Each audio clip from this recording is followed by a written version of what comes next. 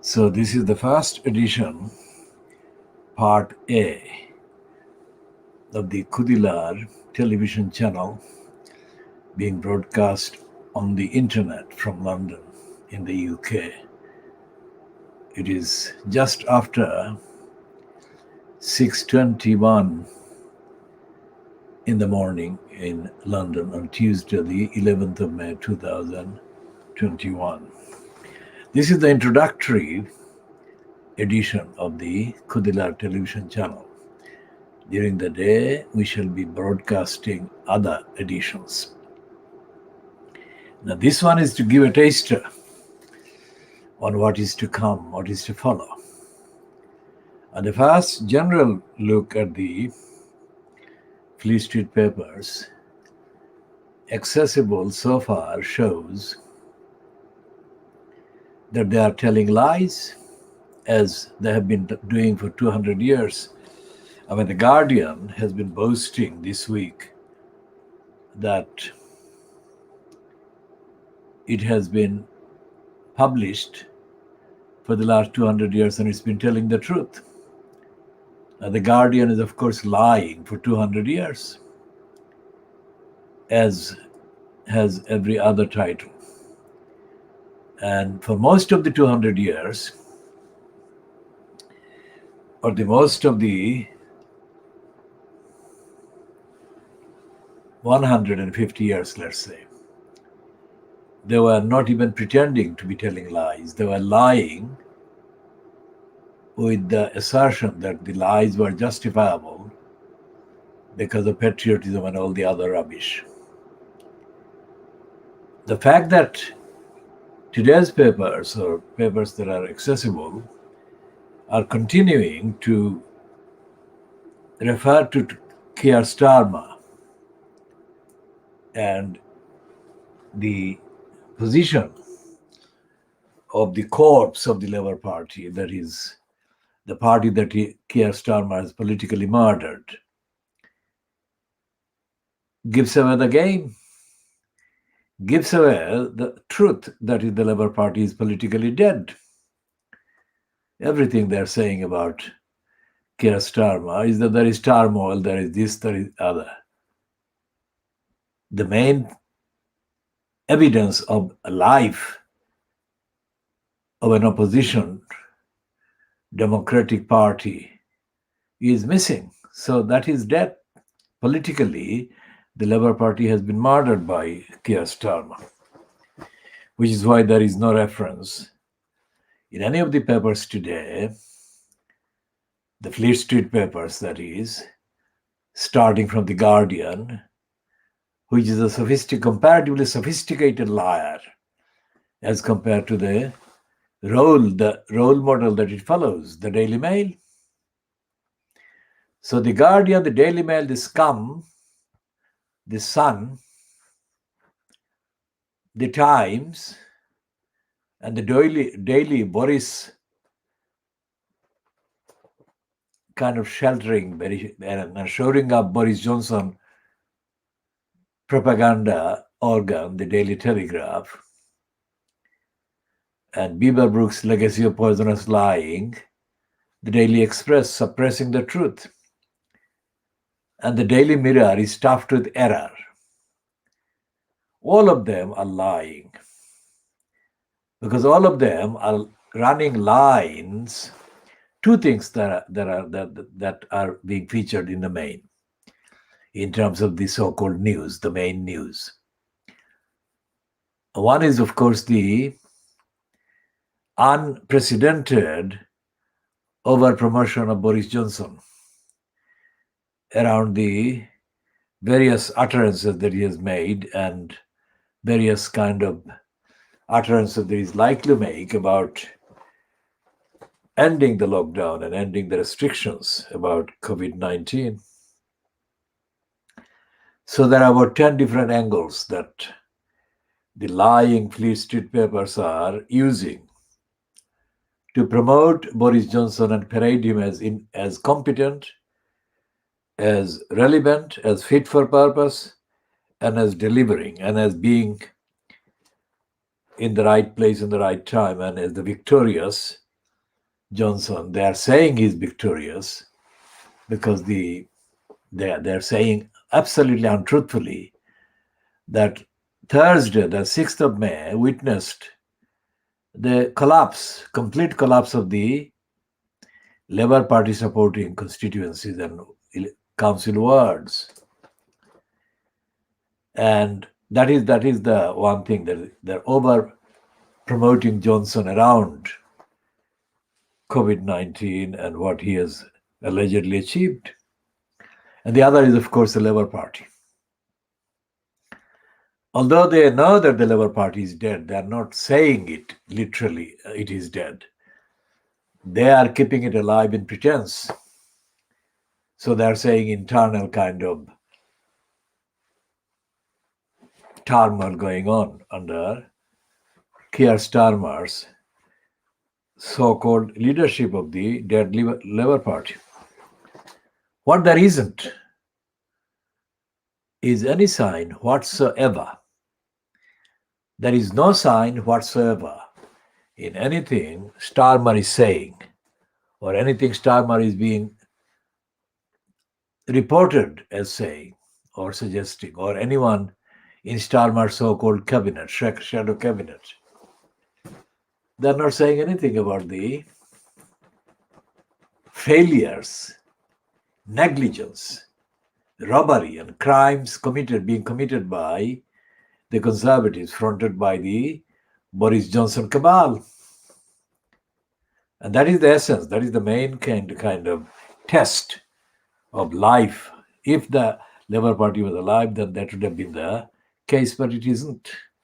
No reference to the Labour Party looking at the failures of the Conservatives, let alone looking at the future consequences and costs and price that ordinary people, the many, would be paying because of the Conservatives' lies, lying, robbery, theft, and criminality, and sleaze, and corruption, and bribery, and lobbying. And there is this week, in the last 24 hours, let's say, an acknowledgement of the existence of Jeremy Corbyn. And as we have been saying right along, Corbyn is intellectually unfit. And he has shown this in the stupid comment that has been reported now. He has made a comment and has apparently written a piece or spoken to the Two Beards owned Independent online, which is not a printed part, but it used to be a printed part of Fleet Street. So Corbyn has said that making the kind of reshuffles and changes like that, the Keir Starmer fronted cabal cannot deal with the collapse of the Labour Party. Corbyn is saying, therefore, that the 2017 and 2015 Labour Party manifesto should be revived, and that would bring about, well, what he is effectively saying,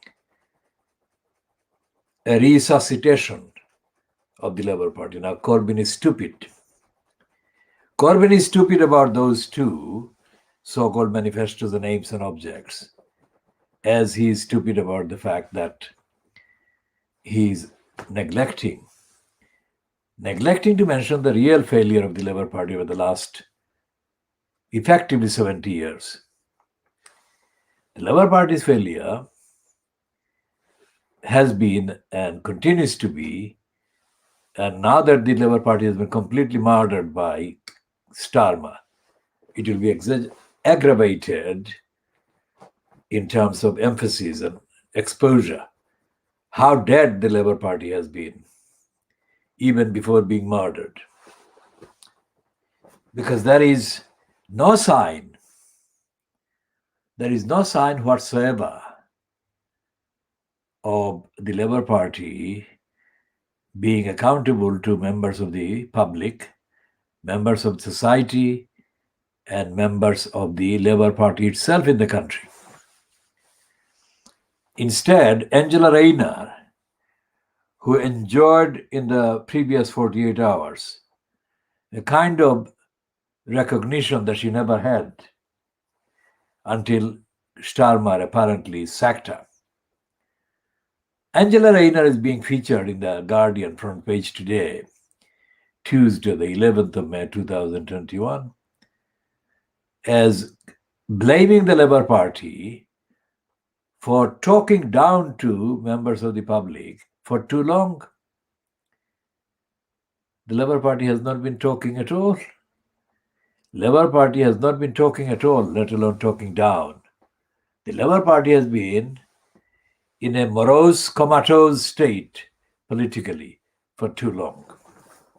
And the fact that Angela Rayner has associated herself today with the stupid claim in the Guardian's main front page piece shows that she has been politically dead herself for too long. So this is the thing, that it is Starmer who has comprehensively murdered the Labour Party, but the others have been killing the Labour Party themselves. So we shall be talking about all of this with some illustrations of the contents of the front pages of the Fleet Street papers. Let's say within the next 2 hours. That is about Fleet Street and the political kind of death of the murder of the Labour Party and the impact and the implications on the country. The Sky News, in the edition of the so-called newspaper press preview, hosted by Anna Botting and featuring 2 guest previewers, including the man that we call Stupid Richard, was a continuation of the parade of propaganda for Boris Johnson that the papers, Fleet Street papers, actually contain. Anna Botting actually made a point more than once during that particular episode that we have seen. Anna Botting made references, at least more than once, let's say, if not twice or 3 times or 4 times, but she did make reference to India. And her reference was a kind of logical and rational and overdue, an appropriate reference to India to counter the propaganda line, to moderate the actual impact of the blind propaganda line in peddling Boris Johnson's lying, in ending all restrictions in the UK, because Anna Botting referred to India. She didn't elaborate, but she did refer to India. That was, for any intelligent and honest and aware guest, which Stupid Richard is not, that should have been the trigger for at least 3 or 4 paragraphs worth of comment about India and the importance of that reference. Because what happened in India was that Narendra Modi, who is a crook in the model of Boris Johnson, he removed all restrictions and unleashed the current wave that has been described even by some Indian writers as the COVID-19 tsunami that has afflicted and is threatening and is killing hundreds of thousands of people in India. That is the reference that Anna Botting made, but she didn't actually state the contents as I have done, but that's what she meant. And the Fleet Street papers, the liars, should have done that. They should have been running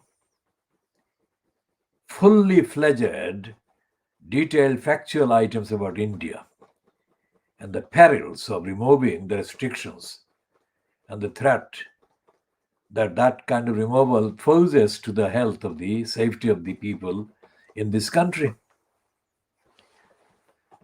I mean, although Johnson has had to be compelled by quite widespread outrage when he made a second attempt to meet Narendra Modi, go to India and beat the drum of Brexit achievement and whatever. So there was outrage because of the COVID-19 tsunami that has appeared in India and has been ravaging India. And it is estimated that by August, 1 million people in India would die of the COVID-19 that is sweeping India now. And Johnson has been prone to relax and, in effect, confirm his attitude, if not the words, that he didn't care if thousands of bodies were piling high in the UK. And he did that while refusing to put restrictions and impose lockdowns. 2020. So Johnson is following the same agenda as he always wanted, but has been denying that he has been following that agenda. And his lying and dangerous lies in removing the restrictions are being peddled by the Fleet Street papers today, as they have been for weeks. And none of the papers, as we have been saying for the last, let's say, 14 calendar months, none of the Fleet Street papers has been giving the actual facts. Collected, aggregated numbers is not the same as the facts of what have been the actual behavior of the virus in Britain. How does that virus affect people from A to Z? Remember that phrase? We have been saying in context A to Z. Fleet Street papers have not said that, have not given the information to the people, to the public, to the many. And thus they have actually kept people in the dark, thus exposing them to infection and its effects. Those infections should have been avoided and could have been avoided, but were not avoided because Johnson didn't care. And Johnson is being served by these papers. No freedom of press or free press in Britain. It's a shackled press that has allowed itself to be shackled and is volunteered to be shackled.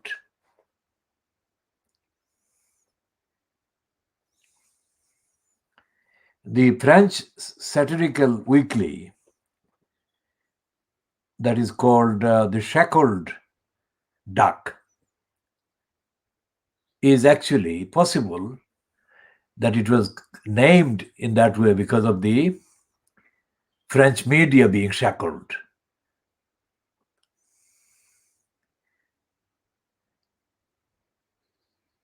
And the shackling, voluntary shackling to the establishment, to the regime, to the crooks and liars and big business by the Daily Mail exposes the Daily Mail as the prime criminal lying title in Fleet Street, on top of being racist, pro-Nazi, pro-fascist, anti-democratic, corrupt to the core. And that widespread corruption, to the local corruption in Tower Hamlets, we shall be giving continuous analytical, evidential updates on how to stop Tower Hamlets Council being so corrupt, how to kick out the existing mayor and how to scrap the mayor post. What happened on Thursday was a complete crime, criminal lying because Biggs lied when he said that he was supporting the scrapping of the mayor post. Rabina Khan lied when she said the same thing. And some of the councillors lied because they said that they were doing the same thing. Why? Because the votes. If all these people that said that they were against the mayor system were genuinely against the mayor system, then the number of votes would have been 60 or 70% against the mayor system. But the numbers of the votes as published is more than 50-60% for keeping the mayor system. So somebody lied, and the people don't vote independently. They vote by following the secret kind of agenda, unwritten kind of agenda, the hidden agenda. And the hidden agenda that Biggs and the Conservatives and the other councillors actually peddled was to keep the mayor system, the corrupt, crooked mayor system. So we shall be looking at the evidence, and we shall continue to campaign for Tar Hamlets Council to be scrapped in terms of being an undemocratic entity, and the democratic replacement should be established in Tar Hamlets. It's not the council cannot be trusted or treated as a fit for purpose at all. It is completely unfit for purpose. And by relying on the people who are serving their particular petty interests by being elected councillors is a completely obsolete and outdated thing. It should be given up, because the councillors have voted to abolish themselves in return for the money and the little allowances. So we shall be continuing.